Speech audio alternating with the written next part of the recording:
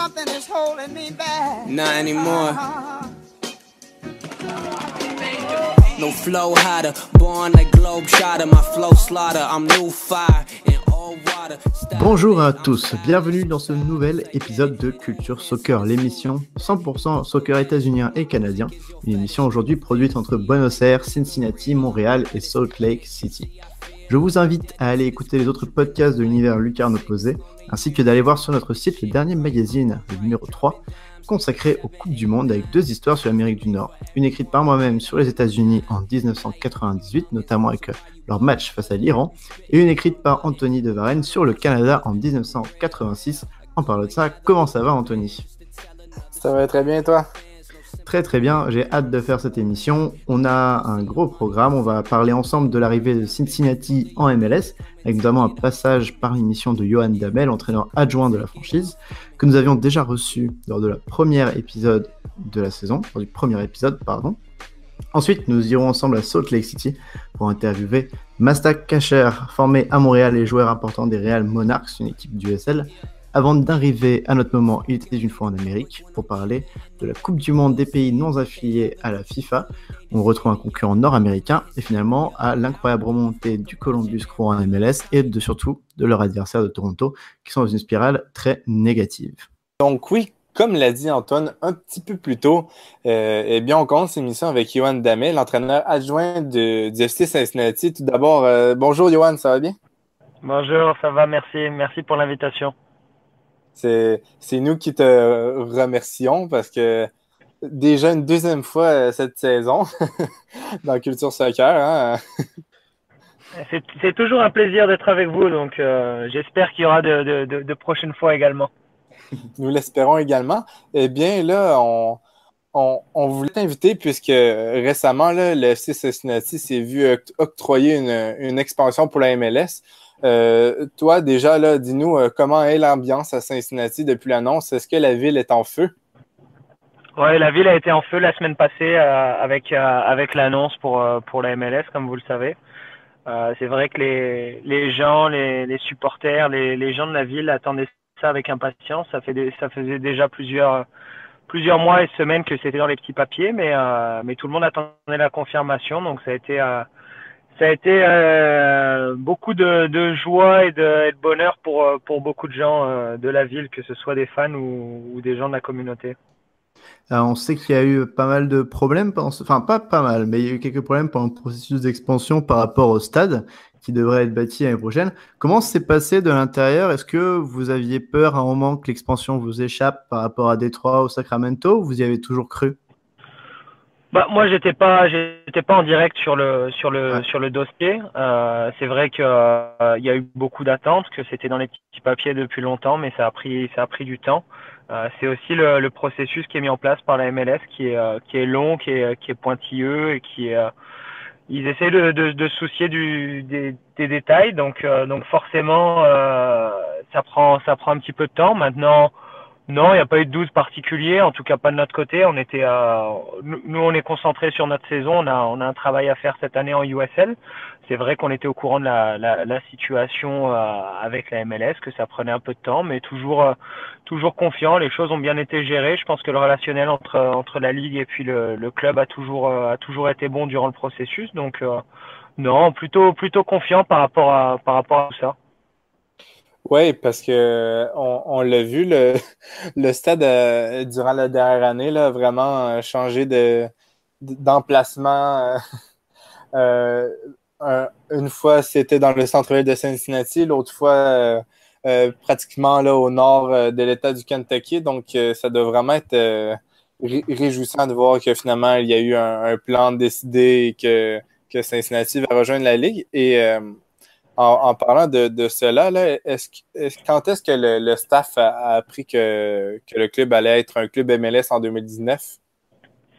On a appris ça 2-3 jours avant l'annonce.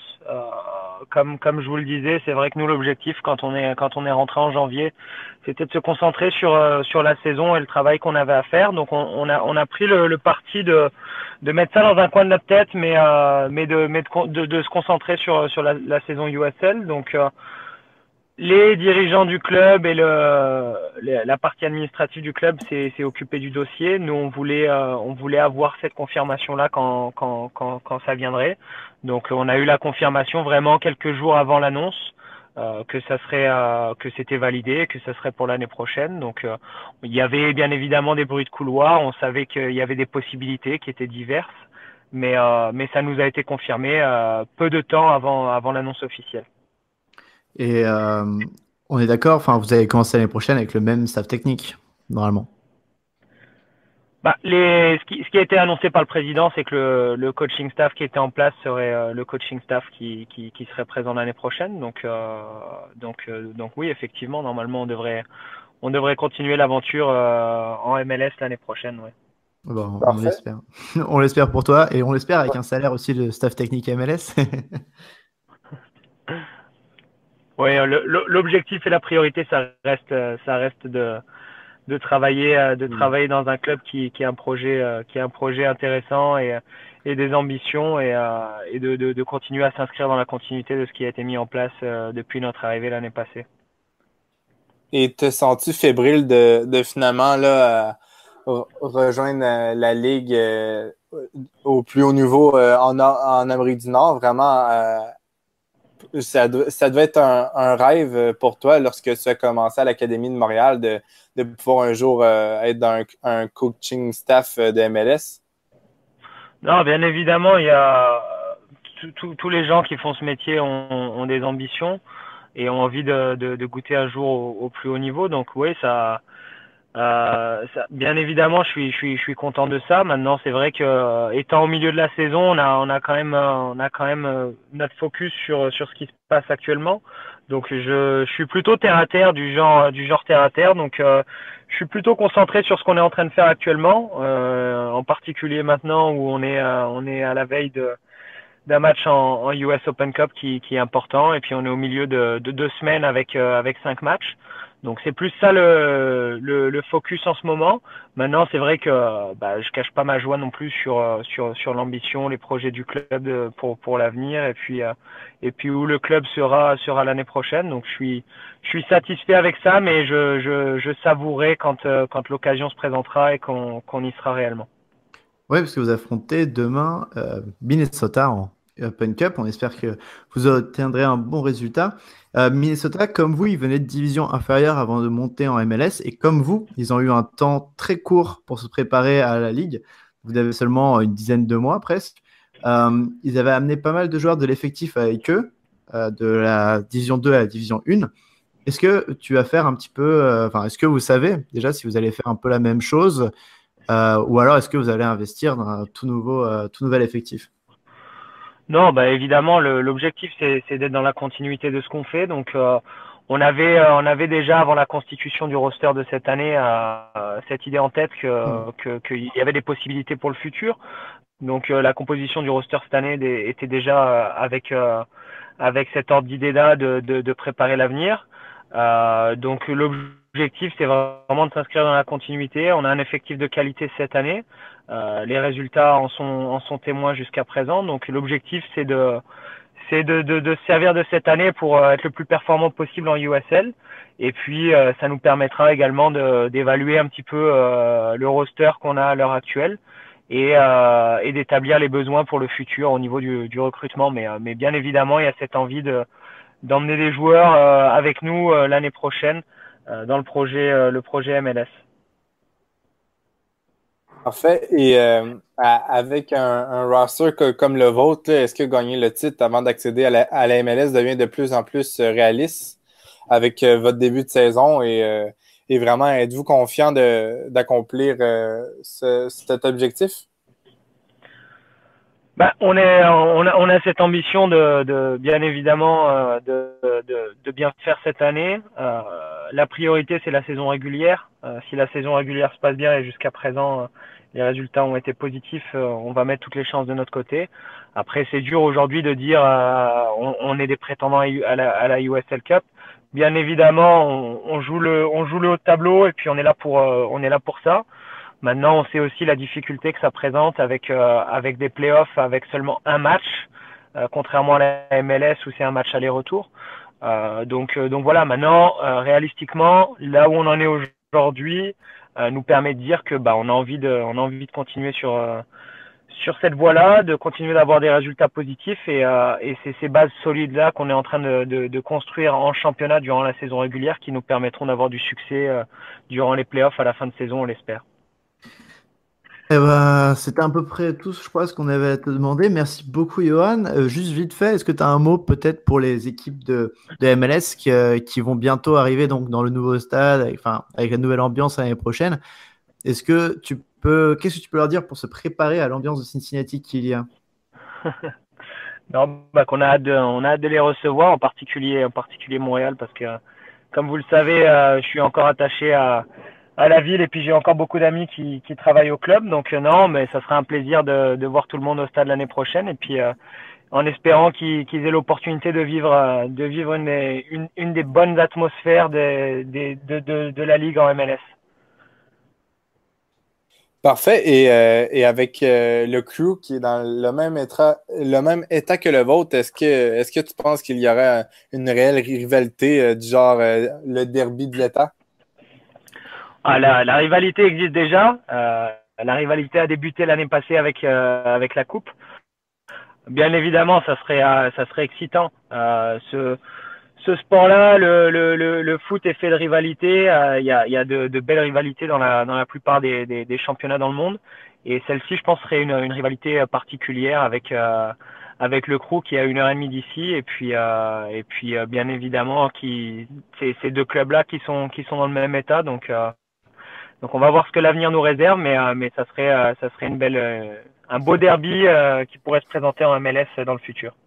D'ailleurs, Johan Damet, le prochain invité est Masta Kacher. Est-ce que tu veux lui envoyer un mot ou un message? Ouais, un petit bonjour à Masta. J'espère que tout va bien pour toi. En tout cas, les résultats ont l'air de bien aller. Donc juste, je profite de l'émission pour te passer un petit bonjour et te souhaiter bon courage pour la suite de la saison. Le travail paye et t'en es l'exemple. Donc content d'avoir pu travailler avec toi à l'académie et puis de voir aujourd'hui tous tes progrès et ton succès en USL avec un futur qui s'annonce très positif pour toi. Je te le souhaite. Parfait. Merci énormément, Johan. On le rappelle, Cincinnati va rejoindre la Ligue en 2019 et si vous voulez en apprendre plus sur l'entraîneur adjoint Johan Damet de Cincinnati, on vous réfère à notre podcast qui a ouvert la deuxième saison. Et pour ceux qui aimeraient mieux connaître le club en USL du FC Cincinnati, là, on vous réfère à l'article qu'Antoine a écrit pour le site Lucarne Opposé. Hein? Donc, Antoine, si tu veux parler un peu de ton article, c'est le temps. Déjà, je souhaite à Johan une bonne chance demain contre Minnesota. Et merci beaucoup d'être venu. Et pour mon article, vite fait, il parle des expansions et surtout de où la Ligue va s'arrêter au niveau des expansions, comment elle va faire le jour où il y aura trop d'équipes. Et donc, je vous invite à aller jeter un petit coup d'œil. Merci beaucoup, Johan, encore. Merci. J'en profite pour faire un petit message spécial. Je sais que les équipes de l'académie qui jouent en USSDA vont attaquer les playoffs prochainement. Donc juste leur souhaiter tous mes vœux de succès et puis le meilleur pour la fin de saison.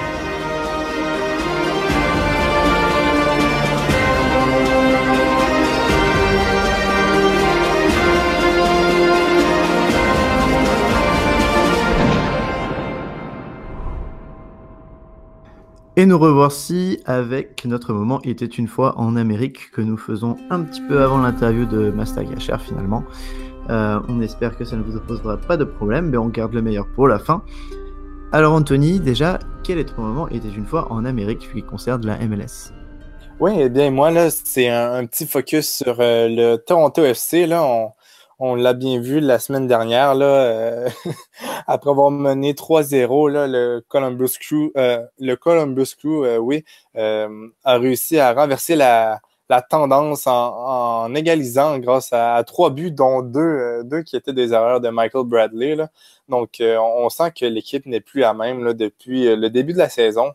Et même si au début de la saison, on pouvait penser que Greg Vanney et ses hommes mettaient l'emphase sur la Ligue des champions, eh bien, à leur retour en pleine forme là, en MLS, là, on dirait qu'il y a eu un bris dans la famille du TFC ou vraiment un manque de confiance parce que directement là, au premier match, là, c'était un nul après avoir mené 2-0 face au Fire de Chicago. Ensuite, une petite victoire 3-0 contre un Philadelphie qui était vraiment pas en forme. Après ces deux défaites de suite contre Seattle et New England, qui étaient à l'époque deux équipes en méforme. Et par la suite, là, ces 3 derniers matchs, c'est seulement une victoire face à Orlando. Donc, depuis la fin de la Ligue des Champions, là, en 7 matchs, c'est seulement 2 victoires. Et ça peut être expliqué par le fait que Sébastien Giovinco marque beaucoup moins que précédemment. Il y a également la blessure de Josie Altidore là, qui fait très mal à Greg Vanney.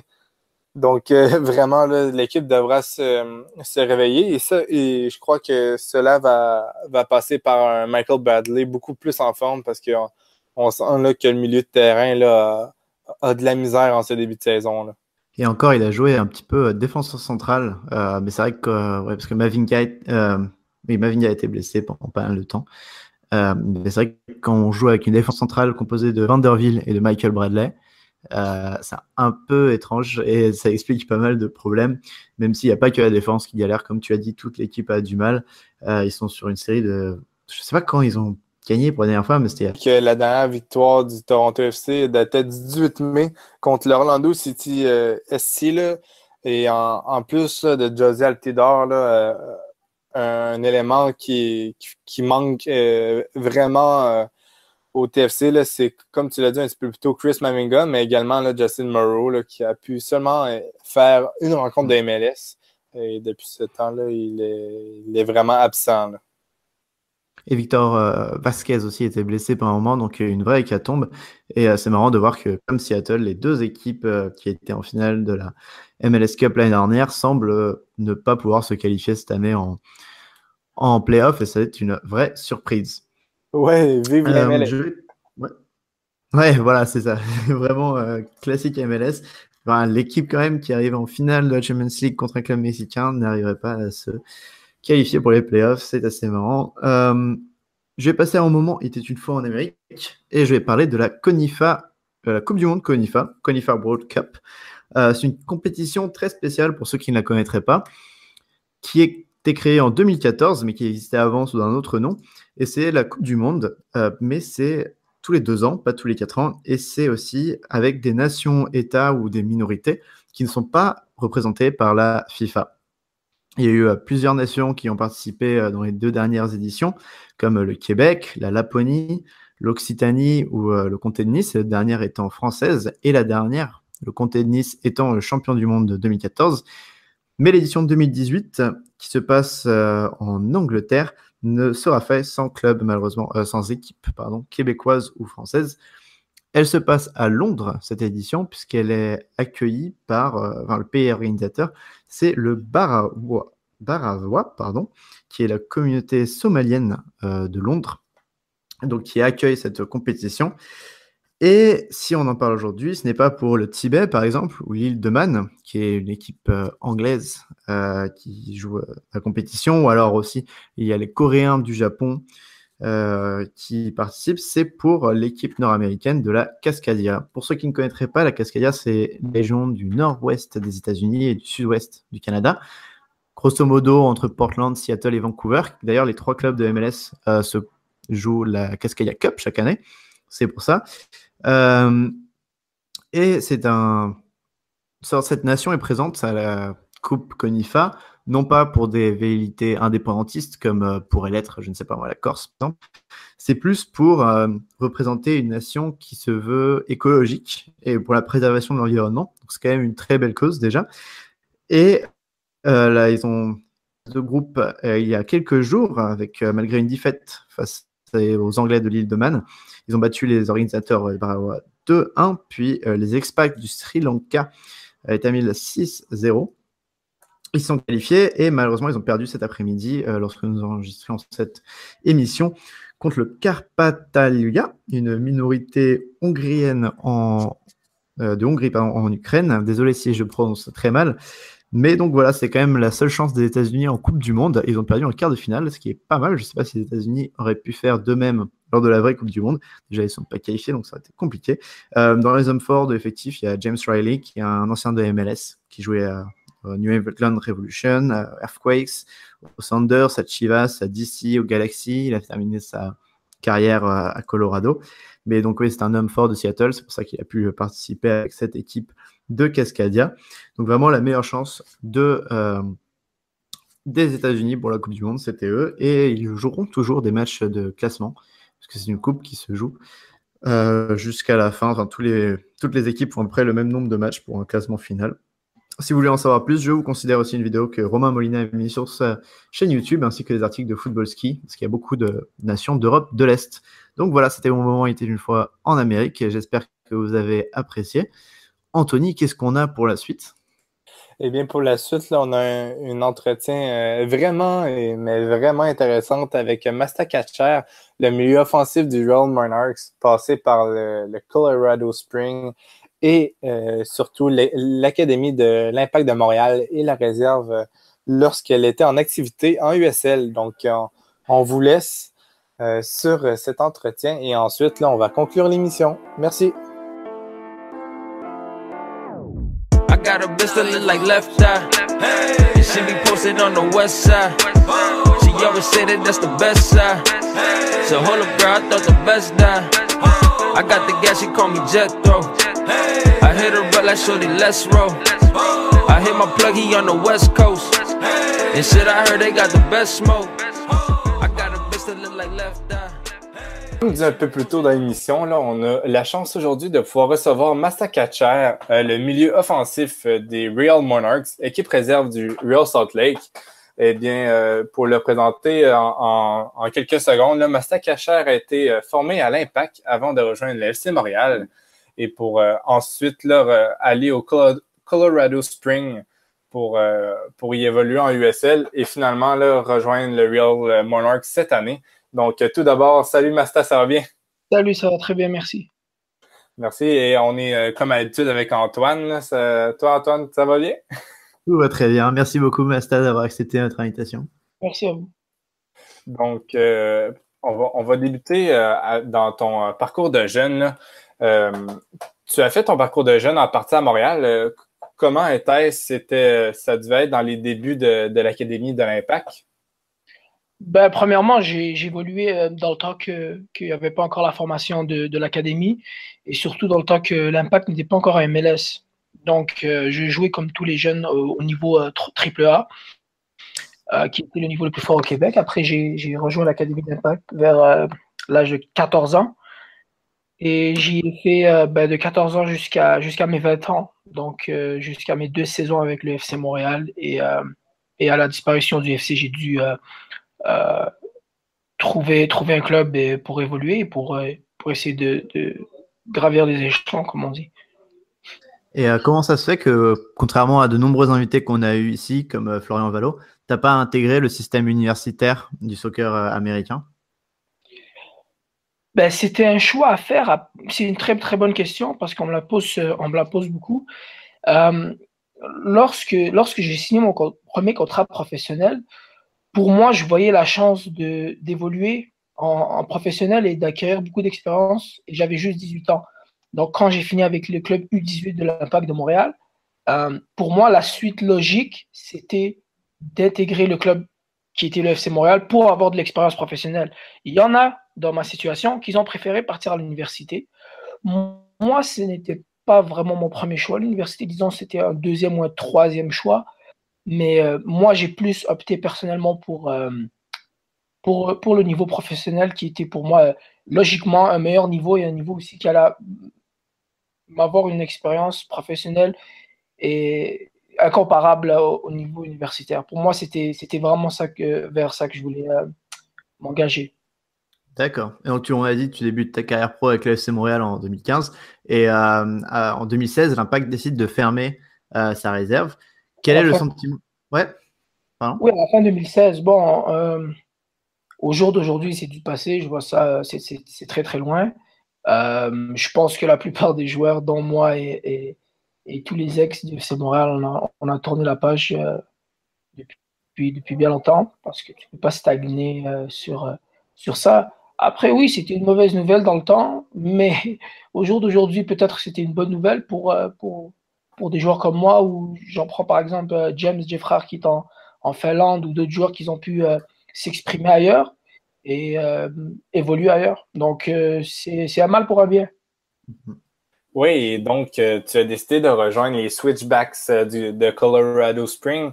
Pourquoi avoir rejoint Colorado? Est-ce que tu avais d'autres options en USL ou en MLS? En MLS, je ne vais pas vous mentir, j'avais pas d'option parce que mes 2 saisons au FC Montréal, la première a été compliquée parce que j'étais un des joueurs les plus jeunes du club. J'ai quand même réussi à avoir quelques minutes. La deuxième saison, j'ai su m'imposer un peu plus, donc être sur la feuille de marque à quelques reprises. J'avais 20 ans, donc pour le niveau MLS, j'étais pas prêt du tout et je le savais. Euh, Après, j'ai eu quelques offres en USL, oui, mais au Colorado, de la façon que le coach m'avait abordé, de la façon que les négociations se sont faites avec mon ex-agent, euh, j'avais l'impression de jouer un rôle très important dans cette équipe-là et un rôle surtout où j'allais être un peu plus libre, un peu plus. On me donnait un peu plus les clés de l'attaque. On me disait que j'allais avoir un rôle important et surtout, c'était aussi par rapport au temps de jeu. Il m'avait dit qu'il n'avait pas vraiment recruté de joueurs à cette position-là, qu'il me voyait moi. Donc, j'ai pas hésité, j'ai pris mes affaires et j'ai été. Et ça a été une saison, disons, positive et fructueuse pour moi. Oui, effectivement, là, tu as réussi à inscrire 7 buts et 7 passes décisives. À l'époque, c'était ta saison encore. Et même là, je pense que tu as été en nomination pour le but de l'année, qui était assez beau, merci. À la fin de cette saison, là, quel était ton bilan de ta 3e saison USL? Là? Ça a été un bilan positif, je vais vous dire, avec aucun regret. Avec aucun regret, parce que je pense que tout ce que j'ai appris en formation, toutes mes 2 premières années, donc tout ce que j'ai pu avoir comme expérience, ben, j'ai su l'étaler. J'ai su l'étaler d'une façon constante durant l'année parce que j'ai pu démarrer les 32 matchs de la saison, donc commencer et jouer les 32 matchs. J'ai eu beaucoup de minutes de jeu.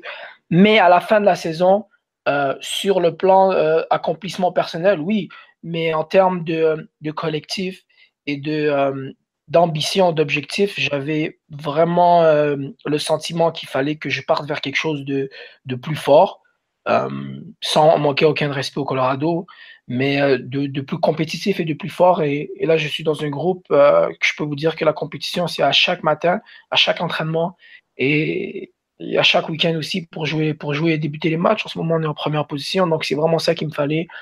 Sortir un peu de la zone de confort que j'avais l'an dernier et me retrouver dans un groupe et dans une organisation qui veut gagner à chaque week-end, qui veut gagner à chaque entraînement. Oui, parce que là, tu es à la réserve donc, du Real Salt Lake, les Real Monarchs, qui est une des meilleures réserves de la Ligue et une des équipes tout court d'ailleurs de l'USL. En 5 matchs joués, tu es déjà à 2 buts, il me semble. Donc, pourquoi tu as signé au Real Monarchs? Pourquoi, enfin, cela en particulier? Est-ce que tu avais d'autres opportunités? Et puis, il me semblait en plus que tu avais signé une prolongation de contrat avec les Switchbacks, non, juste avant? Oui, bah, pour vous expliquer les situations contractuelles, c'était le Colorado avait mon année d'option. Et moi, je leur avais clairement dit que j'avais vraiment mes objectifs, je les ai fixés ailleurs. Et durant la saison, nous avons joué à 3 reprises contre Monarch ici, donc contre le Real Salt Lake.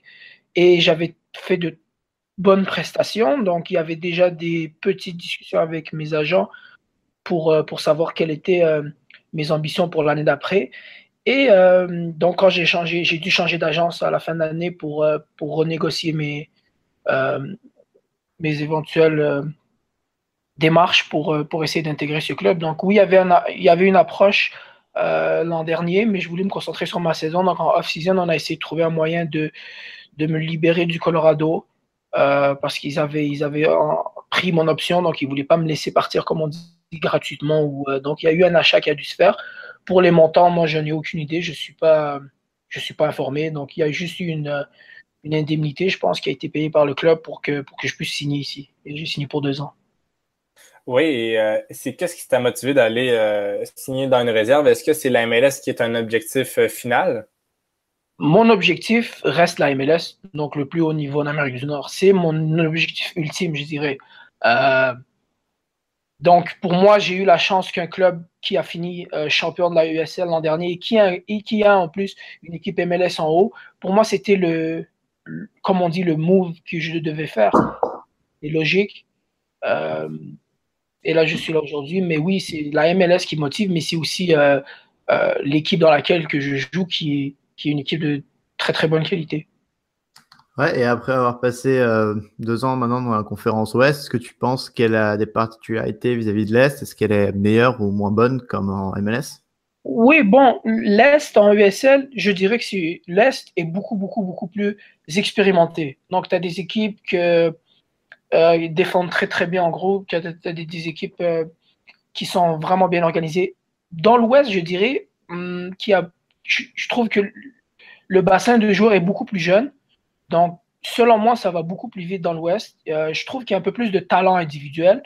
Mais collectivement, je crois que l'Est, je veux pas comparer quelle division est la plus forte, mais je dirais que l'Est, pour faire ça court, que c'est beaucoup plus expérimenté et un jeu qui est beaucoup plus fermé. Et dans l'Ouest, je dirais que c'est un peu plus ouvert, un peu plus dynamique, un peu plus jeune, donc un peu plus, il y a beaucoup plus de risques, il y a beaucoup plus d'ouverture sur le terrain que l'Est, où je trouve que c'est un peu plus fermé, un peu plus compliqué à trouver des espaces. D'accord. Et tu es en ESL déjà depuis 2015. Est-ce que tu as l'impression que la Ligue a changé depuis tes tout débuts? Est-ce que tu vois le niveau de la ESL augmenter d'année en année? Et est-ce que les installations suivent l'évolution de la Ligue? C'est en aucun doute, la Ligue évolue à chaque année. Avec les équipes qui se rajoutent de la NASL, avec la compétition des équipes MLS qui envoient les joueurs en réserve, tu as des joueurs qui viennent d'un peu partout, tu as Drogba qui joue même dans la ligue.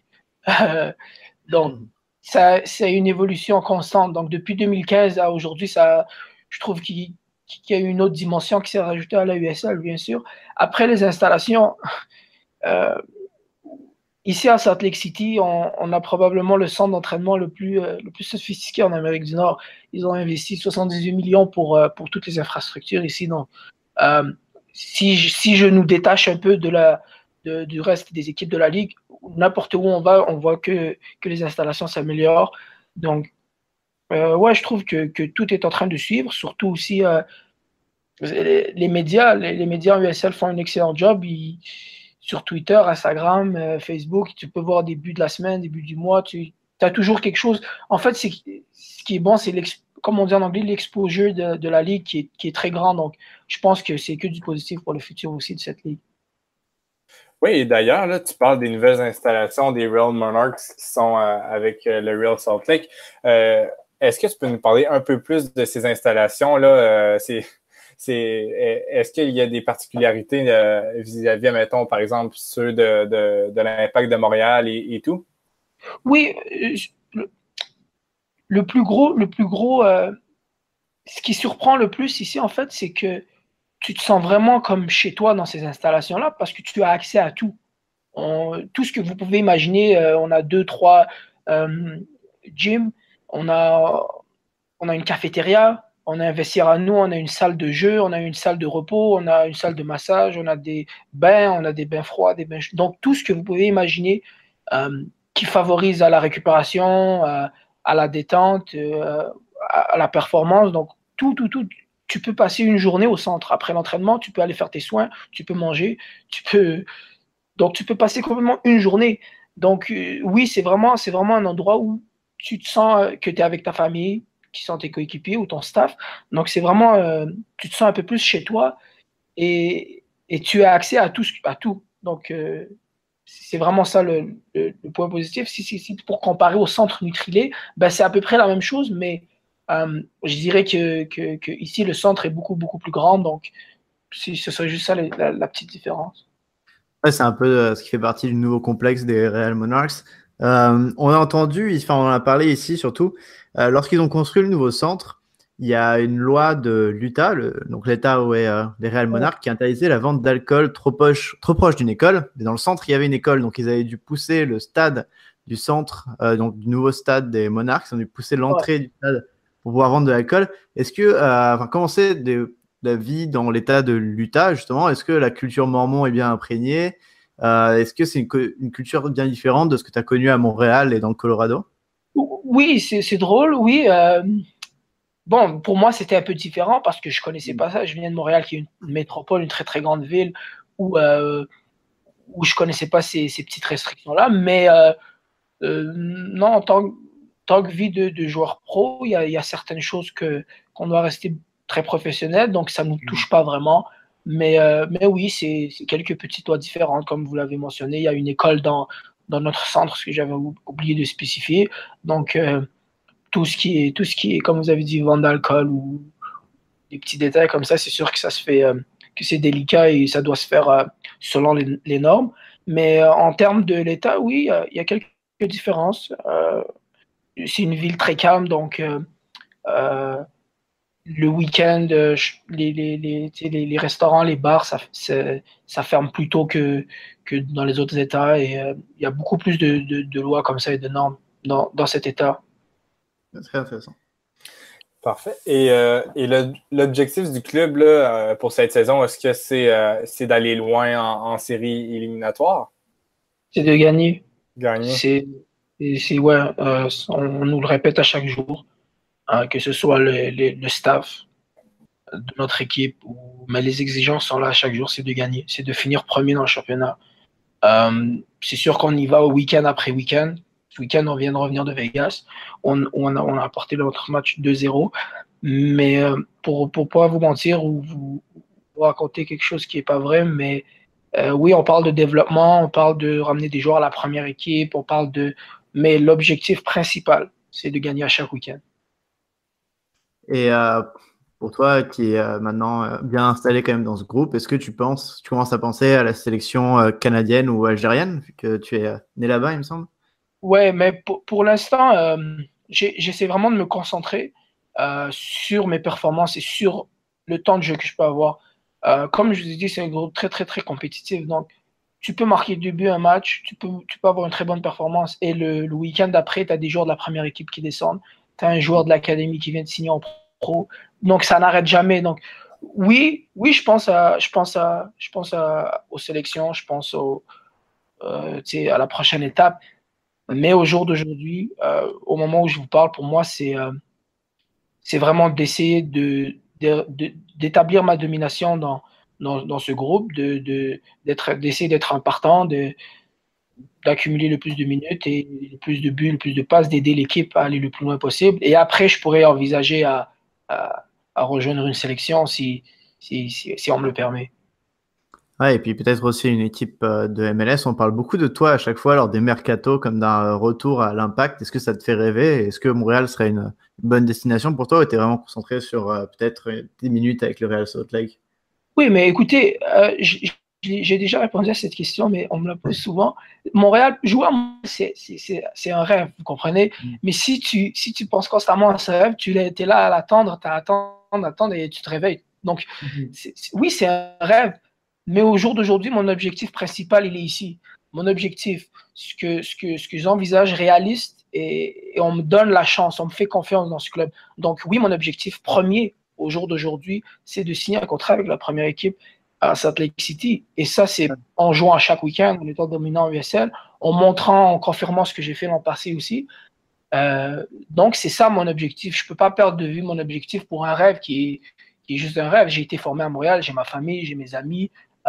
J'ai vécu là-bas plus de 15 ans, donc oui, c'est un rêve, mais vous aussi, vous avez des rêves, tout le monde a des rêves, mais moi, je pense que je me concentre plus sur mes objectifs que juste sur des pensées et des rêves comme ça. D'accord. Parfait. Et tu l'as dit un peu plus tôt, là, la semaine dernière, tu as affronté le Las Vegas Light. Pour parler un peu du même sujet, là, que penses-tu des nouveaux clubs de USL, que ce soit Fresno, le Las Vegas Light et par exemple là, dans l'Est, là, Nashville ou North Carolina?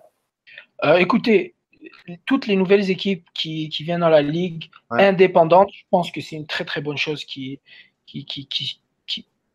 se passe pour la ligue, aussi pour le développement des autres joueurs, des jeunes joueurs aussi qui aspirent à être professionnels. Je crois que le plus d'équipes qu'il y a, le plus de positifs qu'il y a, comme ça tout le monde peut en profiter. Comme vous avez donné comme vous l'avez dit, North Carolina qui vient de la NASL, ouais, je pense que c'est que du positif pour la ligue.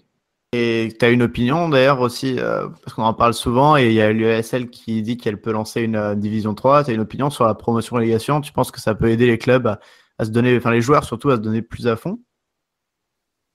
Oui, mais je trouve aussi que c'est ce qui manque ici.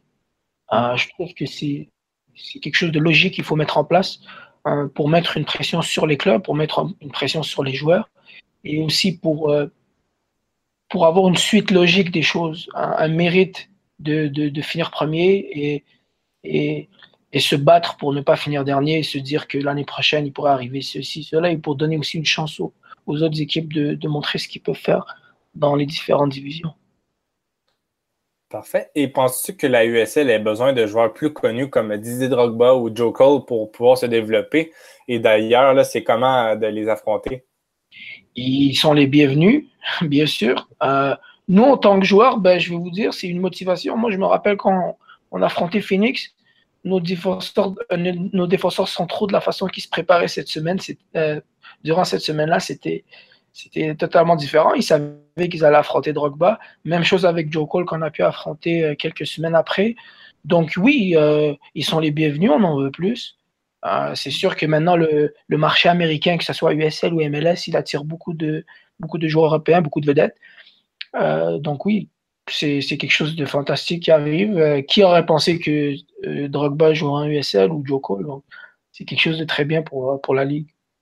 Ouais, c'est vrai que c'est assez incroyable. Et puis j'imagine que pour toi, ça va être très sympa de se dire que ouais, ce week-end, tu vas affronter Ruba. Sur un autre sujet aussi, on pose souvent la question à nos invités. Est-ce que tu crois que les réserves de MLS, donc on pense surtout aux deuxièmes équipes, donc Seattle Sounders 2 ou Toronto FC 2 par exemple, qui est en fond du classement et qui a vraiment peu de supporters pendant les matchs, est-ce que tu penses qu'ils devraient être dans une autre division ou alors de rejoindre par exemple la 3e division USL pour éviter justement de faire des matchs contre des équipes comme Cincinnati qui a 20 000 personnes dans le stade chaque semaine? Bon, il y a un mal pour un bien. C'est une pierre deux coups parce qu'en même temps, ça forge le jeune joueur, ça forge le jeune professionnel, ça forge son caractère, son expérience, elle est inégale. Mais en même temps, de perdre à chaque week-end en vous disant ça au FC Montréal, bon, on avait beaucoup de difficultés à chaque week-end. Donc, oui, on progresse, mais en même temps, on a l'impression qu'on regresse parce qu'il faut progresser aussi dans la victoire, dans la compétition. Et week-end après week-end, quand tu sais, comme vous avez donné un exemple de Toronto, je ne regarde pas vraiment le classement dans l'Est, mais donc oui, c'est sûr que c'est difficile pour les jeunes, ils perdent un peu confiance. Moi, ce que je pense, c'est soit on devrait placer ces équipes comme vous avez dit, dans une division inférieure, ou comme on fait très bien ici, c'est qu'il y a une grosse différence d'âge. On a des joueurs de 28 ans, de 27 ans, on a des jeunes de 20 ans, on a des joueurs moyens comme moi de 22 ans, on a certains avec beaucoup plus d'expérience, certains non. Je crois que le bassin de joueurs de ces équipes doit vraiment être varié pour connaître du succès dans la Ligue. On ne peut pas arriver avec une équipe de moyenne d'âge de 20 ans et espérer qu'ils battent, comme vous avez dit, des équipes comme Cincinnati ou Louisville, qui ont des joueurs de 6, 7, 10 ans d'expérience dans la Ligue. Donc, il faut trouver une balance. Je ne sais pas c'est quoi les clubs, dans quoi ils veulent investir, s'ils veulent investir dans une division peut-être inférieure et d'essayer de forger les jeunes de leur académie, ou comme ici, ils ont trouvé la solution de mélanger, de ramener des vétérans, mais en même temps des jeunes qui aspirent à aller en MLS. En fait, ils essaient de recruter les meilleurs joueurs au poste possible. Donc, c'est un équilibre, je pense. C'est un équilibre, ce qui va avec les ambitions du club. Parfait. Et pour les dirigeants de la MLS qui nous écouteraient, là, as-tu des joueurs en USL à recommander pour le plus haut niveau? Bon, il y a beaucoup, beaucoup de talent en USL. Juste comme ça, vous connaissez certainement Alessandro Riggi, que je trouve que c'est un joueur fantastique, qui joue à Phoenix en ce moment. Donc, ouais, il y a des joueurs comme Riggi, il y a des jeunes joueurs. À chaque week-end, on joue contre des jeunes joueurs qui sont très bons. Donc, c'est vraiment selon les profils ou selon ce que les clubs cherchent. Mais il y a beaucoup de joueurs de talent et surtout qui sont jeunes. Il faut juste parfois prendre le temps de regarder ou prendre le temps de faire un bon scouting et vous allez en trouver. Vous allez en trouver peut-être qui ont plus d'expérience que les joueurs qui sortent du draft ou plus d'expérience que les joueurs qui sortent du système universitaire. Donc, c'est vraiment quelque chose qu'il faut peser. Finalement, une petite question pour finir dessus. Imaginons qu'on va y aller un peu dans l'Utah, qu'on y soit. Est-ce qu'aller voir un match de MLS du Real Salt Lake ou même en USL des Real Monarchs, ça peut être une bonne expérience comme touriste passionné de soccer? Est-ce que c'est quelque chose de différent d'un match européen ou d'un autre match en MLS? C'est quelque chose qu'il faut faire ici, oui, parce que en termes de popularité, je peux vous dire que le foot ici est beaucoup populaire. C'est une communauté réservée, comme vous avez dit, mais c'est aussi une communauté très ouverte sur le sport. Donc, il y a aussi une équipe de filles professionnelles ici qui s'appelle les Utah Royals, qui jouent en première division américaine. C'est un peu comme une genre de MLS. Donc oui, il y a présentement 3 équipes professionnelles qui jouent au foot. Donc, ouais, c'est quelque chose à faire. L'ambiance au stade elle est très bonne. À chaque week-end, des milliers de partisans. Nous, on en a un peu moins, mais on a toujours un bon soutien, un bon encouragement. Même chose pour l'équipe des filles. Donc oui, c'est quelque chose qui est très populaire et qui est une bonne destination, qui c'est le stade, les infrastructures, c'est quelque chose. Donc oui, c'est quelque chose à faire. Parfait, merci Masta. On va s'arrêter sur cela. Merci beaucoup de ton temps et de nous avoir accordé cet entretien. Merci à vous, ça fait plaisir. Ouais, c'était très intéressant. On voit l'expérience en USL en toi, donc merci énormément. Merci à vous. Bonne journée. Bonne journée à toi. Something is holding me back. Not anymore. No flow hotter, born like globe shotter. My flow slaughter, I'm new fire in all water. Style lit, I'm stylish, so style this, I get it. Cool, handsome and smooth, that equals coquettish. My music is your fetish, a fantasy, a make-believe and real. I'm the wettest, can't you see I feel I'm indebted to this culture. On est de retour, encore une fois, là, merci à Masta Kircher de son temps. On lui souhaite le meilleur pour le reste de sa saison et de sa carrière. Donc, c'est déjà le moment de conclure. Merci donc beaucoup à Masta Kircher. On vous retrouve pendant la Coupe du Monde, peut-être un peu moins que prévu, mais il y aura des podcasts dédiés à l'événement sur Lucarne Opposée. On remercie aussi beaucoup Johan Damet. N'hésitez pas à aller voir les résumés de matchs de MLS qui sont écrits par Anthony de Varenne, ainsi que les autres articles sur la MLS, comme celui mentionné plus haut sur les expansions que j'ai écrit pour Lucarne Opposée, l'histoire de Lee Win, c'est aussi disponible. Le 3e magazine est aussi disponible. Les autres podcasts Lucarne Opposée, vous avez beaucoup de choses on vous offre beaucoup de choses sur Lucarne Opposée. Allez voir tout ça. Merci pour votre fidélité. N'hésitez pas aussi à interagir avec nous sur les réseaux sociaux. On vous retrouve bientôt. À la prochaine. À la prochaine.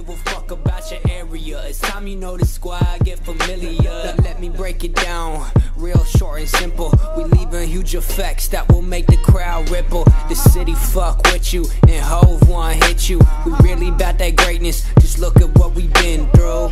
This my rookie year, this my rookie year, this my rookie year, this my rookie year, this my rookie year, this my rookie year, this my rookie year, this my rookie year.